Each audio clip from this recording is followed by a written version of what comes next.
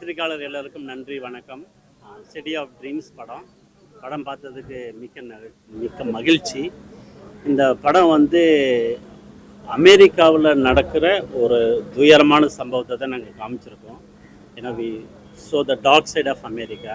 ஏன்னா அமெரிக்காவில் எப்போயுமே சூப்பர் பவர் எல்லா இடத்துலையும் போய் இப்போ இந்தியா வந்தாலும் அவங்க ஸ்லம்மை காமிப்பாங்க, ஆல் த பேட் திங்ஸ் தான் காப்பாங்க. ஸோ ஜென்ரலாகவே எல்லாருக்குமே ஒரு டிஃப்ரெண்ட் ஒப்பீனியன் இருக்குது அமெரிக்காவில். இந்த மாதிரி ஒரு பவர்ஃபுல் கண்ட்ரியில் 12 மில்லியன் கிட்ஸு கடத்தப்பட்டு பலவேறு செக்டர்ஸில் வந்து அவங்கள கொடுமை பண்ணி வேலை வாங்குறாங்க. அந்த கான்செப்டில் தான் இந்த படம் எடுத்தோம். நீங்கள் படத்துலேயே பார்த்துருப்பீங்க, it's a fact. 12 million kids இது வரைக்கும் கடத்தப்பட்டிருக்காங்க. இது வந்து ஒரு $50 billion business. It's a modern slavery, it's a fastest growing business in America. அந்த படம் வந்து உங்களுக்கே தெரியும், கான்ட்ரவர்ஷியல் படம் எடுக்கிறது எவ்வளோ கஷ்டம். அதே மாதிரி ஒரு நல்ல படம், ஃபஸ்ட் டைம் ரைட்டர் டைரக்டர், சின்ன பையன், 14 வயசு பையன்தான் படத்தினுடைய மெயின் லீடே. எனக்கு ஃபஸ்ட்டு படம் வந்து 1 வருஷம் கஷ்டப்பட்டேன் படம் ரிலீஸ் பண்ணுறதுக்கு. அட்லீஸ்ட் ஒரு 100 தியேட்டர்ஸாவது கிடைக்குமான்னு சொல்லி தான் நான் ஒர்க் பண்ணேன். அப்புறம் நிறையா செலிப்ரிட்டிஸ் வந்த படத்தை பார்த்து ட்வீட் பண்ணாங்க. சில்வஸ்டர் ஸ்டலோன், மெல் கிப்சன், அப்புறம் நிறையா பாலிட்டிஷியன்ஸ் படத்தை பார்த்து இது பண்ண உடனே படம் கொஞ்சம் பெரிய டைமென்ஷன் கிடச்சிது. அதுக்கப்புறம் ஸ்லோலி வந்து ஃபஸ்ட்டு ஒரு டிஸ்ட்ரிபியூஷன் கம்பெனி வந்து 300 தியேட்டர்ஸ் கமிட்மெண்ட் கொடுத்தாங்க. அதுக்கப்புறம் 500 கமிட்மெண்ட்ஸ் கொடுத்தாங்க. அதுக்கப்புறம் 1000 தியேட்டர்ஸ் கமிட்மெண்ட் கொடுத்து last year August 30 only in America இந்த படத்தை 1000 தியேட்டரில் ரிலீஸ் பண்ணோம். நெக்ஸ்ட் மந்த்து லயன்ஸ் கேட் வந்து இன்டர்நேஷ்னல் இந்த படத்தை ரிலீஸ் பண்ணுறாங்க. நன்றி. ரெஸ்பான்ஸ் நல்ல ரெஸ்பான்ஸுங்க. படம் வந்து ஜூலையிலேருந்து ஆகஸ்ட் வரை talk of the town. Every radio, every big celebrities வந்து படத்தை பேசுனாங்க. காமன் பீப்புளே வந்து நிறைய பேர் படம் பார்த்துட்டு, இப்போ நான் நார்மலாக ஒரு ரெஸ்டாரண்ட் போய் என் பேரை கேட்டாலே வந்து நிறைய பேர் வந்து என்கிட்ட பேசினாங்க. Lot of people always tell I am so honour to meet you. இந்த மாதிரி படம் எடுக்கலாம். நம்ம வந்து ஒரு சென்சிட்டிவ் டாப்பிக்கை ஒரு போரிங் ட்ராமாவும் இல்லாமல் ஒரு கமர்ஷியல் கலந்த ஆஸ்பெக்டில் தான் பார்த்திங்கன்னா ஒரு த்ரில்லர் மாதிரி இருக்கும். அதில் ஒரு நல்ல கான்டென்ட்டு, ஒரு ஃபீல் கொடுக்கக்கூடிய படமாக எடுக்கணும்னு சொல்லி தான் நாங்கள் எடுத்தோம். So it had a very excellent response. Objection வந்து ஒரு பொலிட்டிக்கல் மூவியாக வந்து கிரியேட் பண்ணுறதுக்கு ட்ரை பண்ணாங்க. நான் வந்து எல்லாருக்குமே அனுப்பினேன், டெமோக்ராட்டிக் பார்ட்டி, ரிப்பப்ளிக்கன் பார்ட்டின்னு எல்லாருக்குமே அனுப்பினேன். அப்போ வந்து பெரிய அதான் சொன்னல, இந்த $50 பில்லியன் பிஸ்னஸ்னால நிறையா பவர்ஃபுல் பிஸ்னஸ் மேன் வந்து பிகைனில் இருந்ததுனால அதனாலே படம் ரிலீஸ் பண்ணுறதுக்கு கஷ்டமாக இருந்துச்சான்னு எனக்கு தெரியல. ஏன்னா நிறையா ஸ்டுடியோஸ்க்கு போனேன், எல்லாருமே படம் நல்லா இருக்குது, but they don't want to give a commitment. இருந்தாலும் நான் வந்து கைவிடலை. ஏன்னா இந்த மாதிரி ஒரு படம் வந்து மக்களுக்கு போய் சேரணும். ஏன்னா நிறைய பேருக்கு வந்து இது நடக்குதுன்னே தெரியாது அமெரிக்காவில். இப்போ நான் வந்து லாஸ் ஏஞ்சல்ஸ் இருக்கேன், என்டையர் வந்து எல்லையில் தான் நடக்குது. எல்லையிலே யாருக்கும் தெரிய மாட்டேங்குது. அப்படி இருக்கிற ஒரு விஷயத்தை காமிக்கும் போது அவங்களே ஆச்சரியப்படுறாங்க, என்ன இவ்வளோ பெரிய விஷயம் நடக்குதா அப்படின்னு. அதனால் ஐ எம் வெரி ஸ்டபர்ன். படம் வந்து ஒரு பெரிய தியேட்டரில் போய் எல்லோரும் பார்த்தாதே அது ஒரு ரீச் இருக்கும். அதுக்காண்டி ஏதாவது ஒரு எஃபர்ட் பண்ணலாம் அப்படிங்கிற ஒரு இன்ஸ்டிகேஷன் இருக்கிறதுக்காண்டி தான் இது. பேஸ்ட் ஆன் ட்ரூஸ் இன்னமும் நடக்குதுங்க அமெரிக்கா. அங்கே அதே தாங்க, அந்த அப்படியே தான் இருக்குது. 20 வருஷமாக பேசிக்கிட்டே தான் இருக்கேன். இது வந்து எல்லாம் மிகப்பெரிய டாப் பிராண்டில் நடக்கிற கதை தான். ஆமாம், நாங்கள் எங்களுடைய பர்டிகுலருக்காக வந்து ஒரு பெரிய பிராண்டில் 1986 எல்மாண்ட் கலிஃபோர்னியாவில் நடந்த கதை. உண்மையிலேயே அந்த காப்ஸ் அந்த இடத்துல போய் 68 குழந்தைகளை வந்து ரெஸ்கியூ பண்ணாங்க. பட் ஒன்றுமே நடக்கலை. அதுக்கப்புறம் கேஸும் போட முடியல. ஏன்னா அந்த இப்போ ஒரு கம்பெனியில் போய் பெரிய பிராண்டிங் வந்து ஒரு தேர்ட் பார்ட்டி வெண்டர் கான்ட்ராக்ட் கொடுப்பாங்க. பட் அவங்க சொல்லுவாங்க என்னுடைய ரெஸ்பான்சிபிலிட்டி கிடையாது, அவங்க என்ன பண்ணுறாங்கன்னு. அவங்களுக்கு தெரியும் என்ன பண்ணுறாங்கன்னு, அதை காமிக்க மாட்டாங்க. அதனால் we are trying to make a law, the branding should be responsible. ஏன்னா வெண்டர் இந்த மாதிரி டிராஃபிக்கிங் பண்ணுறது அதை மெயின் அடிப்படையாக வச்சு தான் பண்ணோம். அந்த 2 காப்ஸ் யார் வந்து அதை போய் பஸ்டட் பண்ணி 68 இது பண்ணாங்களோ அவங்கள்ட்டெல்லாம் போய் இன்டர்வியூ எடுத்து அந்த இதில் பேஸ்ட் ஆன் ட்ரூ ஈவெண்ட்ஸ் வந்து இந்த படமே பண்ணோம்.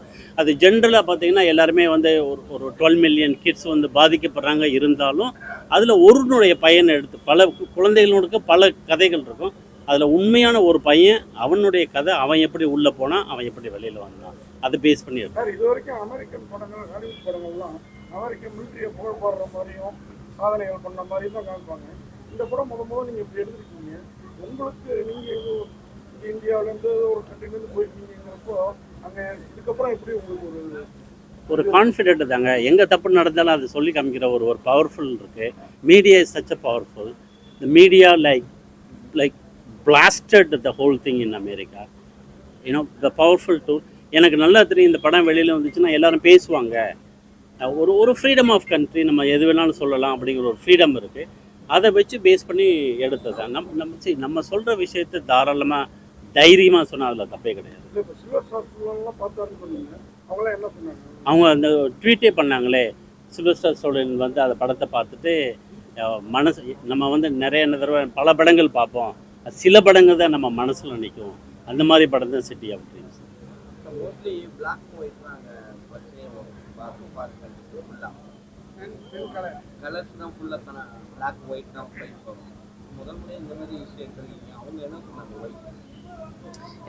எல்லாருக்குமே எல்லா குருவுமே ஹாலிவுட் குரு தானே. நான் தான் பீயிங் இந்தியன் ப்ரொடியூசர், பட் எல்லா குரு வந்து பட் ஒரு டிஃப்ரெண்ட் பேட்டர்ன். அந்த பையன் வந்து அல்ஃபான்ஸ் குரான் கூட ரோமான்னு ஒரு படத்தில் ஒர்க் பண்ணான். யங் காய், இந்த சினிமாட்டோகிராஃபர். ஸோ ஒரு டிஃப்ரெண்ட்டாக இருக்குன்னு, ஒரு டிஃப்ரெண்ட்டு, ஒரு கலர்ஃபுல்லாக டிஃப்ரெண்ட்டாக இருக்கணுங்கிறத பேஸ் பண்ணி வச்சு தான். சார் நீங்கள் தான் பாதிக்கப்பட்டிருக்கீங்களா உங்கள் சைட்லேருந்து யாராவது? ஏன்னா வந்து இது மாதிரி படம் எடுக்கணும் ரொம்ப தைரியம் வேணும். ஃபினான்ஸ் லெவல்லையும் சரி, எந்த லெவல்லையும் சரி. ஏதாவது பாதிக்கப்பட்டிருக்கீங்களா? நான் பாதிக்கப்படலைங்க. நான் வந்து பிறந்து வளர்ந்ததெல்லாம் தமிழ்நாடு தான். அதுக்கப்புறம் வேலைக்கு போனேன். நம்ம இங்கே நிறைய லேபர் பார்த்துருக்கோம்ல, சின்ன குழந்தைங்களாம் வீட்டுக்கு வேலைக்கு அனுப்புவாங்க.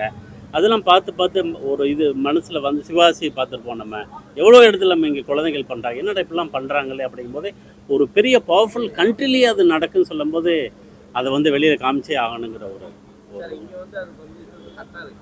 அங்கே இல்லையே.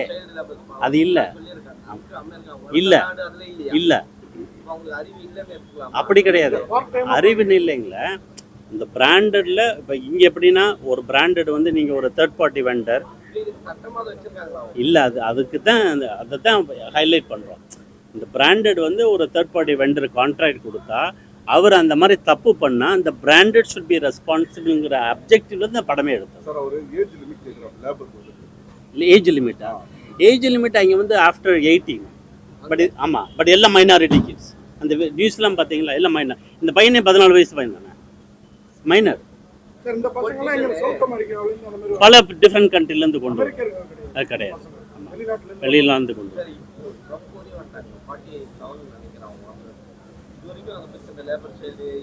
எல்லாரும் பார்த்தீங்கல்ல, எல்லாரும் பேசிக்கிட்டே தான் இருக்காங்க. 20 வருஷமா பேசிக்கிட்டே தான் இருக்காங்க.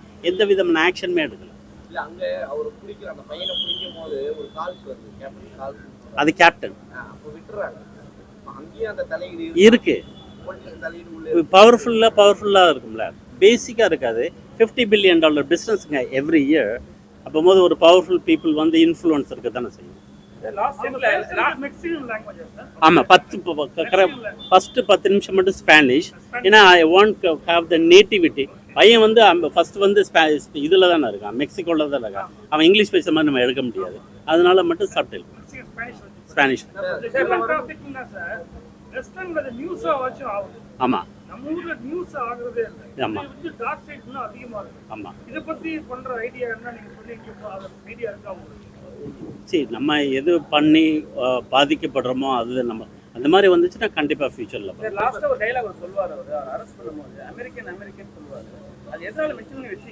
அது இல்லைங்க. இப்போ இதுதான் வந்து இப்போ அமெரிக்காவில் பிறந்து வளர்ந்தாலும் இப்போ அவன் இஸ் நாட் அமெரிக்கன். அந்த படத்தில் வெளியிலேருந்து வந்தாலும் everybody feel that freedom of America is free country. அவங்களுடைய மைண்ட் செட் நான் என்ன வேணாலும் பண்ணலாம், whatever I like I can do because it's a free country. அவன் கடைசியில் பார்த்தீங்களா அவன் ஜஸ்டிஃபை பண்ணுறான், நான் இவ்வளோ தான் பிறந்தேன், எனக்கு இவ்வளோ கஷ்டம் வந்துச்சு, அதனால் இங்கே வந்து என் வாழ்க்கையை வாழ்கிறேன். அவனுக்கு அதை தப்பாகவே தெரியல. ஏன்னா அவன் feel like it's a free country, நான் என்ன வேணாலும் பண்ணலாம். அதனால தான் அந்த டைலாக். 2 வருடங்களுக்கு முன்னால் 2-3 வருடங்களுக்கு முன்னால் இந்தியாவிலேருந்து போன ஒரு ஃபேமிலி, ஒரு அப்பா அம்மா, அந்த சின்ன குழந்தை மெக்சிகோ வழியாக அந்த உள்ள நுழைய பார்த்தப்ப பனி பொழிவு தாங்க முடியாமல் இறந்தே போயிட்டாங்க. இந்த மாதிரி ஒரு சப்ஜெக்ட் வச்சு கூட நீங்கள் எடுக்கலாம். அது நீங்கள் 1-2ங்கிறீங்க. அது எவ்ரிடே நடக்கிற கதைங்க. எவ்ரிடே ஒரு 10 பேர் சாகுறாங்க பார்டர். அது 10 வருஷம் 15 வருஷமா நடந்துக்கிட்டே இருக்கு. அந்த பார்டர்ல கிராஸ் பண்றாங்க, அவங்க உள்ள வந்து தரல, அவங்க வந்து புதுசா ஒரு சட்டம் போட்டிருக்காங்க, அவங்க யாருமே கிடையாது, அமெரிக்கா குடியுரிமை கிடையாதுன்னு சொல்லியிருக்காங்க. இதை பத்தி அவங்க வந்து நம்ம பொலிட்டிக்கலாக கமிட் பண்ண எதுவும் கமெண்ட் பண்ண முடியாது. But as a human thing it is wrong. வர்றதும் தப்பு, வர்றவங்களை அது மாதிரி ட்ரீட் பண்ணுறது தப்பு. ஏன்னா நம்ம ஊரில் வேலை இல்லைங்கிறக்காண்டி எல்லாரும் அமெரிக்கா போக முடியாது. அவங்க வந்து they want to protect their own country. Every country அப்படித்தானே. வி டோன்ட் இப்போ நம்ம இருக்கிறதுல திடீர்னு வேறவங்க வந்து நிறையா வந்து தான் என்ன வேலையிலேருந்து வெளியில் வராங்க, நம்ம வேலையை எடுத்துக்கிறாங்க ஒரு ஃபீல் இருக்கும். அது ரெண்டுமே தப்புன்னு சொல்லுவேன். அது ஒவ்வொரு பாலிட்டிஷியன்ஸ் வந்து அவங்களுடைய வியூ ஆஃப்ல அவங்க they will take some action. But whatever it is be treat as a human. தொடர்ச்சியா வந்து நீங்க இங்கிலீஷ் படமே எடுத்துக்கிட்டீங்க, எப்போ தமிழ் படம் எடுக்க போறீங்க? எடுக்கலாம். அது வந்து என்னன்னா இங்கிலீஷ் படம் எடுக்கிறவங்கலாம் அவங்க லாங்குவேஜ் வேற மாதிரி இருக்கும், அவங்க ப்ரொடியூசர்லாம் பேமெண்ட் சம்திங்லாம் வேற மாதிரி இருக்கும். தமிழ்ல பண்ணீங்கன்னா என்ன பண்ண போறீங்க, ஐடியா இருக்கா? இப்போதைக்கு இருக்கு. ஃபஸ்ட்டு ஒரு சின்ன ஒரு என்னென்னா தமிழ் படமாக எடுக்கிறதுக்கு பதிலாக ஒரு கிராஸ் ஓவர் மாதிரி இங்கே உள்ள ஆக்ட்ரஸையும் அங்கே உள்ள ஆக்ட்ரஸையும் வச்சு ஒரு ஹாலிவுட் படம் எடுக்கிற மாதிரி ஒரு பிளான். நான் வந்து பிறந்தது கம்பம், பல ஊர்களில் வளர்ந்தேன். அப்பா கவர்மெண்ட் எம்ப்ளாயி. ஃபெஸ்டிவலுக்கு அனுப்பி மேமூத் ஃபெஸ்டிவலில் வந்து ப்ரீமியர் பண்ணேன். கொஞ்சம் பக்கத்தில் வாங்களே. ஆமாம்.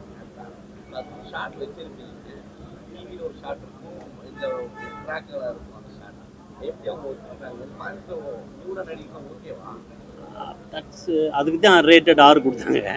பட் நம்ம வந்து ஒத்துக்கிட்டாங்க. இல்லை முன்னாடி ஸ்கிரிப்ட்லேயே இருக்கிறதுனால முன்னாடியே இதுலேயே ஒத்துக்கிட்டு தான் சொல்லுவோம். ஆமாம், ஆக்டர்ஸ், ஆக்சுவல் ஆக்டர்ஸ். இல்லை அது ஐடியாவில் தான் இருக்குது.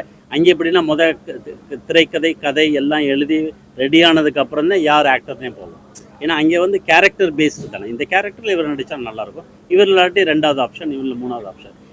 ஆக்டர்ஸ் சூஸ் பண்ணி கதையை தயாரிக்கிறதுல கதை பண்ணதுக்கப்புறம் தான். ஆமாம் பண்ணலாமே. இந்த இவரை மித்திரன் வச்சு நான் ஒரு படம் பண்ண போகிறேன். அவர் நம்ம ஊராக தான் தமிழ், பட் அதுவும் ஹாலிவுட் படம் தான். வந்து நிறைய பேர் வந்து தமிழ் இருக்கும், தமிழ் ஹீரோஸ் பிடிக்கும், அந்த எந்த ஹீரோ பெரிய அப்படி சொல்ல முடியாது. அதாவது அவங்க வந்து நல்ல படங்கள் தான் வந்து விரும்பி இதில் இவங்க நல்லா நடிச்சிருந்தாங்க.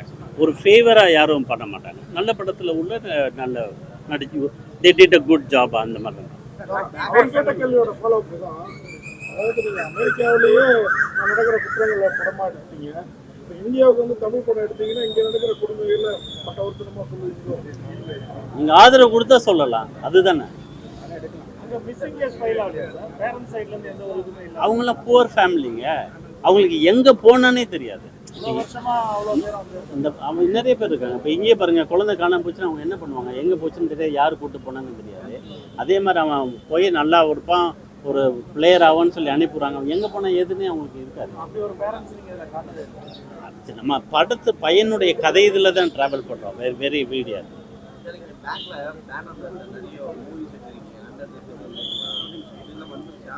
அதெல்லாம் நான் ப்ரொடியூஸ் பண்ணி ரிலீஸ் பண்ண படங்கள்.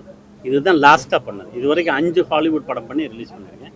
அந்த ஆர்டரில் போட்டிருப்பேன். First star, second wild nights with Emily, அப்புறம் அண்டர் த சில்வர் லேக், அப்புறம் ஃப்ளின்ச், அப்புறம் சிட்டி.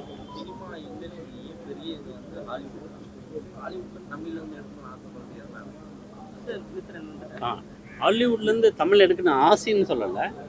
சினிமா இஸ்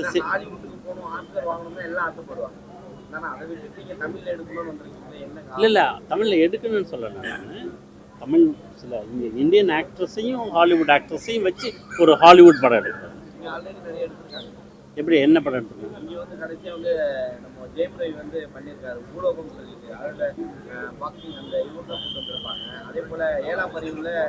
இல்லை நான் அப்படி சொல்லலை. ஒரு கதையில் வந்து ஒரு ஹாலிவுட் படத்தில் ஒரு சில கேரக்டர்ஸ் இந்தியன்ஸ் நடிச்சு பண்ணுற மாதிரி ஒரு பிளான். இன்னும் ரிலீஸ் போகுது, வேர்ல்டு வைட் ரிலீஸ் பண்ணுறாங்க. இல்லை அடுத்த மாதம். அது லைன்ஸ் கேட்டு தான் பண்ணுறாங்க அவங்களோட. சாரி, ரைட்டுங்க, அவங்க எல்லாம் போட்டு நம்ம எவ்ரிபடி கேன் கோ. இல்லை என்னன்னா இங்கேருந்தோ போயிருக்காங்க அங்கேருந்து வந்திருக்காங்க பட் இங்கேருந்து போகணும் தான் எல்லாம் ஆசைப்படுவாங்க இங்கே ரிட்டர்ன் வரீங்களேன்றது தான் நான் கேட்குறேன். அந்த மாதிரி சொல்லலை, பட் இன் ஜென்ரலாக சொல்லுங்கள். ஃபிலிம் ஃபெஸ்டிவல் போச்சு மேமூத்தில் அப்படின்னு சொல்லி ஒரு ஃபெஸ்டிவலில் வந்து ப்ரீமியர். சார் இங்க ஸ்கிரீனிங் பண்ண போறீங்களா அது வந்து லைன்ஸ் கேட் பெரிய கம்பெனினால அவங்க எங்கே ரிலீஸ் பண்ணுறாங்கன்னு பார்த்து தான் நம்ம நல்ல படம் நீங்க அவேர்னஸ் கொடுக்குறீங்க எல்லா கண்ட்ரிலும் ரிலீஸ் பண்ணலாம் தாராளமா. அதாம்மா இந்த தமிழ் டப் பண்ணா நல்லா இருக்கும். பண்ணலாமே, கண்டிப்பாக. ஏன்னா நான் 20 வருஷமா அங்கே தானே வாழ்கிறேன், அதான் அங்க சம்பாதிக்கலாம் சங்கத்தை செலவு பண்ணலாம். அப்படி கிடையாதுல்ல, நம்ம இருக்கிற இடத்துல தானே பண்ண முடியும். இப்போ நீங்கள் இங்கே விட்டுட்டு பாம்பேயில் போய் பிஸ்னஸ் பண்ணுவீங்களா? இல்லை இல்லை, எங்க போனாலும் தமிழ்நாட்டுக்கு வந்து தான் பண்ணுவாங்க. அது இது வரைக்கும் அப்படியே இருக்குது. கண்டிப்பா டைரக்டரா சார்? நான் வந்து இந்த படம் டைரக்ட் பண்ணல, நான் வந்து நாளை இயக்குனர் அடுத்த படம் பண்ணுறேன் சாரோட. நாளை இயக்குனரில் நிறையா குறும்படங்கள் பண்ணியிருக்கேன். இவர் கார்த்திக் சுப்ராஜ் சீசன் 2 பண்ணாங்க, சீசன் 3 நான் பண்ணேன் அதுக்கப்புறமா. அப்புறம் அங்கே நிறையா படங்கள் பண்ணியிருக்கேன். இப்போ அடுத்த படம் இங்கே பண்ணுறதுக்காக வந்திருக்கேன். ஹாலிவுட் நிறைய படம் பண்ணியிருக்கீங்க. ஹாலிவுட். ஏதாவது ஏதாவது படம் என்னோட பேர் கூகுள் பண்ணிங்கன்னா வரும். ஓகேம்மா, தேங்க்ஸ்.